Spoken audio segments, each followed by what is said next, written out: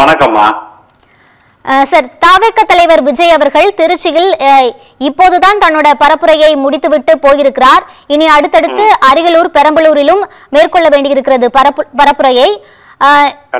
என்ன கேள்வி அப்படின்னா, தொண்டர்கள் தான் விஜய் அவர்களுக்கு இடையூறா இருக்காங்களோ அப்படின்ட்டு ஒரு கேள்வி எழும்புது. ஏன்னா தொண்டர்கள் அவ்வளவு கூட்டமா அந்த இடத்தை சூழ்ந்ததாலதான் இவ்வளவு காலதாமதமாகி விஜய் பரப்புரையை மேற்கொள்ள வேண்டிய ஒரு சூழல் ஏற்பட்டிருக்கு. இதை நீங்க எப்படி பாக்குறீங்க? இதுக்கு என்ன அடுத்த முயற்சி எடுப்பீங்க? அது நீங்க சொல்றது தவறுமா? இது தொண்டர்கள் மட்டும் இல்ல, தமிழக மக்கள், எஸ்பெஷலி திருச்சி மக்கள் தன்னெழுச்சியாக எங்கள் தலைவரை வாசல்ல கோலமிட்டு வரவேற்கிற அளவுக்கு பெரிய லெவல்ல வரவேற்றாங்க. கிட்டத்தட்ட காவல்துறை ஒதுக்கிய டைம் வெறும் 10:30 தான். ஆனா எங்க தலைவர் 8 கிலோமீட்டர் கடந்ததே 6 மணி நேரம் ஆச்சு. ஓகேங்களா? அதுல இருந்தே இந்த திருச்சி மக்கள் கரப்ஷன் கபடதாரிகளான திமுகவின் ஆட்சியின் அத்துமீறல்களை எவ்வளவு வெறுக்கிறாங்க. மக்கள் தன்னெழுச்சியா 2011ல எப்படி வந்தாங்களோ அது மாதிரி இன்னைக்கு 2021ல ஒரு காலம் திரும்புது. ஏன்னா திருச்சியில அன்னைக்கு எவ்வளவு 2011ல எவ்வளவு அத்துமீறல், அராஜகம் இதெல்லாம் நடந்துச்சுங்கிறது காலத்தால எழுதப்பட்ட வரலாற்று சோடுகள். அந்த அடிப்படையில இன்னைக்கு எங்க தலைவரை நாங்க காவல்துறையில கோரி இருந்த டைம் 10:30 தான் மரக்கடையில. ஆனா மக்களின் பெருவெள்ளத்தால, மக்களின் பேராதரவால, மக்களின் பேர் அன்புனால எங்க தலைவர் ஊர்ந்து வந்தார், நகர்ந்து வந்தார். அதுதான் நாளைய 2026ல நடக்க போற தீர்ப்பின் ஒரு அத்தியாயம்னே நம்ம எடுத்துக்கொள்ளலாம். அதெல்லாம் ஒண்ணும் இல்லம்மா, நீங்க சொல்ற மாதிரிலாம் அப்படிலாம் ஒண்ணும் இல்லை. சார், தாவேக தலைவர் விஜய் என்னதான் மக்களையே போய் சந்திச்சாலும் அவரை காண வர்றது வெறும் ரசிகர்கள் கூட்டம் மட்டும்தான். அந்த கூட்டம் எப்பயுமே வாக்குகளா மாறாது அப்படின்னு சொல்லி அரசியல் தலைவர்கள் மத்தியில ஒரு பரவலான கருத்து இருக்கு.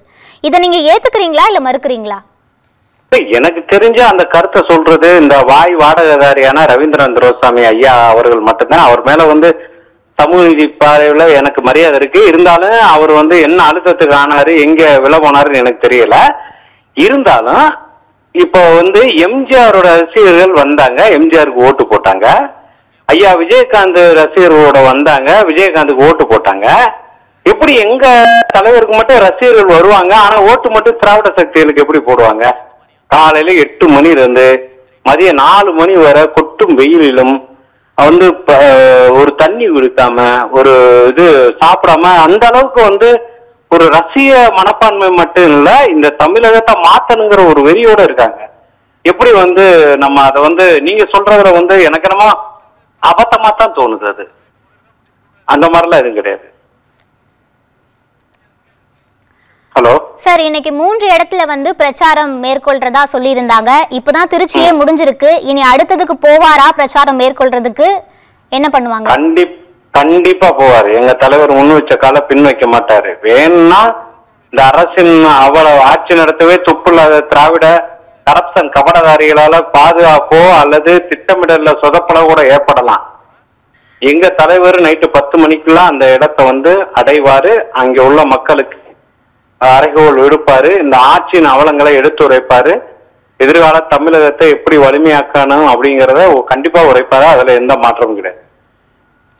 சார், இந்த பிரச்சார கூட்டத்துக்கு காவல்துறை தரப்புல இருந்து 23 நிபந்தனைகள் கொடுத்திருந்தாங்க. அந்த நிபந்தனைகள் எல்லாத்தையுமே மீறிதான் இந்த பரப்புரை கூட்டம் இப்ப நடந்திருக்கு. இதை எப்படி எதிர்கொள்ள போறீங்க? அரசின் அலட்சிய போக்குதான். நீங்க என்ன எதுக்கு இன்டெலிஜென்ஸ் இருக்கீங்க? எதுக்கு இருக்கீங்க? எவ்வளவு கரிஸ்மாட்டிக்கான லீடருங்க அவரு சாதாரண ஆளாங்க. கிட்டத்தட்ட 8 கோடி மக்களால் அங்கீகரிக்கப்பட்டு பிளஸ் உலகம் முழுதும் ஏறத்தாழ 25-30 கோடி, மலேசியா, சிங்கப்பூர் 25 கோடி மக்களால் அங்கீகரிக்கப்பட்ட ஒரு தலைவருங்க. ஒரு சாதாரண ஆளாங்க. வாழும் எம்ஜிஆருங்க, அடுத்து கர்ம வீரருங்க, அஞ்சலை அம்மாளுங்க, இது வீரமங்கை வேலு நாச்சியார், கொள்கை தலைவர் 5 பேரோட மறு உருவங்க அவர் ஒரு கரிஸ்மாட்டிக்கான ஆளுங்க. அவர் திருச்சியில காலடி வைக்கும் போதே நீங்க டிராபிக் போலீஸ்ல இருந்து எல்லா காவல்துறையும் அலர்ட் ஆயிருக்கணுங்க. உங்களோட அரசின் அலட்சிய போக்குங்க இது. எவ்வளவு ஒரு துரஷ்டமான நீங்க ஒரு சம்பவத்தை செய்றீங்க. ஆட்சி நடத்த துப்பல்லைங்கிறது இது ஒண்ணுமே சான்றுங்க. ஏங்க திருச்சி ஏர்போர்ட்ல இருந்து மரக்கடைக்கு போக 10 நிமிஷம் ஆகுங்க. 8 மணி நேரம் ஆகுதுன்னா அப்ப எப்படிங்க? அது என்ன காரணங்க? என்ன காரணம் உங்கள்கிட்ட நிர்வாக தரமே இல்ல. யாரு ஆட்சி நடத்துறாங்கிறதே தெரிய மாட்டேங்குது. முதல்வர் பேரை சொல்லி வேற யாரோ ஆட்சி நடத்துறது மாதிரிதான் எங்களுக்கு தெரியுது.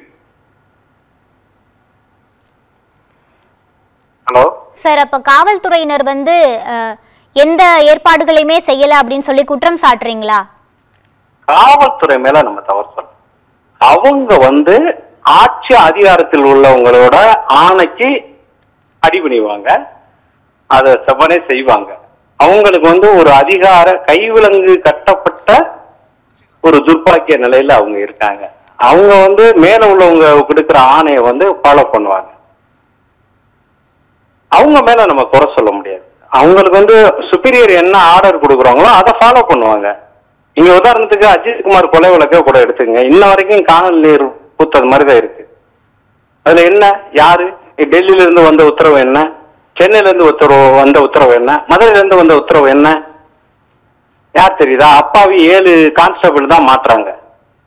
அதுதான் இன்னைக்கு லாண்ட் ஆர்டர்ல கடைநிலை கான்ஸ்டபிளுக்கு கிடைக்கிற நியதியா இருக்கு. அவங்க மேல நம்ம குறை சொல்ல முடியாது. ஆட்சி அதிகாரத்துல இருக்கிறவங்க எங்க தலைவர் குறைத்து மதிப்பிட்டதுனால நடந்த அபலம். அது 10:30 மணிக்கு நீங்க டைம் கொடுக்குறீங்கன்னா என்னென்ன மாதிரி நீங்க புரோட்டோகால் செட் பண்ணிருக்கணும். யாரு எங்க வரணும், என்ன போகணும், எப்படி பண்ணணும், தலைவர் எந்த நேரத்துல எப்படி பேசணுங்கிறது மாதிரி ஒரு ஃப்ரீ ஷெட்யூல்மெண்ட் நீங்க பண்ணிருக்கணும் இல்லையா? அதனால சொல்றேன். சார், மிக்க நன்றி. இணைப்பில் உங்களது கருத்துக்களை பகிர்ந்தமைக்கு நன்றி.